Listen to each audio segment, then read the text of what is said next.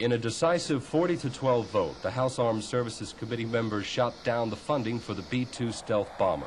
Their Senate counterparts, however, are committed to its production, and this commitment promises much confrontation between the two. We asked Congresswoman Patricia Schroeder, one of the House committee members, what she thought of the bomber and the battle ahead. I think the B-2 bomber is such a techno-turkey. It's a lot like the Hubble telescope. If you like that, you're going to love the B-2 bomber. What happened to the B-1 bomber? Why wasn't Saddam Hussein scared to death about the B-1? I mean, it's ridiculous. This is not what we need in that kind of an area. So hopefully on September 10th, when we take this bill up on the House floor, cooler heads will have prevailed by then, and we will be able to sustain what the committee marked up. What about the immense difference of bottom-line totals between the House and Senate? In one of its most sweeping moves to reduce defense spending, the House bill calls for $24 billion to be slashed from the President's $306.9 billion request. The Senate calls for only $18 billion in cuts. Will they reach a central figure compromise, or will the House stick to its guns? I hope we stick to our guns. In fact, I think that the cuts may even be bigger. Look, the new threat is the threat of the debt. And when you look at this S&L crisis, and when you look at the HUD crisis, and when you look at the oil shock crisis and the new banking crisis, we've got to deal with the threat of the debt.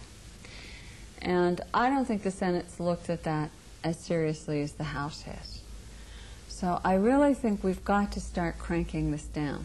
Secretary of Defense Richard Cheney insists that you're going to wreak havoc on the military if this plan goes through. Well, somebody's got to say to Secretary Cheney he can't have it all.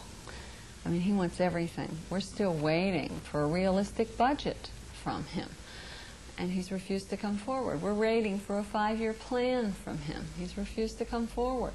We would like to close down surplus bases, but we can't close down surplus bases unless we know how many troops he's planning to have and where he's planning to keep them. We can't get that information. I mean, there's a lot of things we would like to do, but we're not hearing from the Defense Department or the Defense Secretary at all. He's trying to just do this Rambo-esque thing of, I want it all, it's tough, you know, danger is still out there. You don't see any threat? Everything. I think there's a terrific threat, but I think what we are building doesn't fit the threat that we're talking about. But most in the Senate Armed Services Committee feel that President Bush's request for the 75 bombers costing $63 billion total do have a place in the U.S. defense strategy.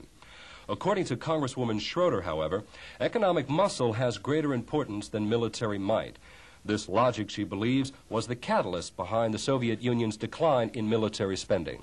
It was hurting their economy, and that they also realized that Japan and Germany had redefined world power, and it wasn't B-1 bombers and B-2 bombers and strategic missiles. World power was economic power, and they didn't have that kind of power, and they weren't going to be a player in the new world. If we look at Kuwait, don't we see that it does indeed take a little more than economic prowess if in fact you haven't the capacity to defend your borders? Then doesn't this to some extent eviscerate what you said earlier? Well, that's true. But Kuwait, remember, is a very spoiled country. Unlike Japan or Germany, they spend all their money on themselves. As the U.S.-Soviet relations warm and the Middle East becomes the new #1 threat, is there a place for the B-2's original purpose? In the cold reality of a budget deficit that's growing weekly, this bomber, invisible to radar, might just vanish altogether. For the Insiders, this is Alan Nathan.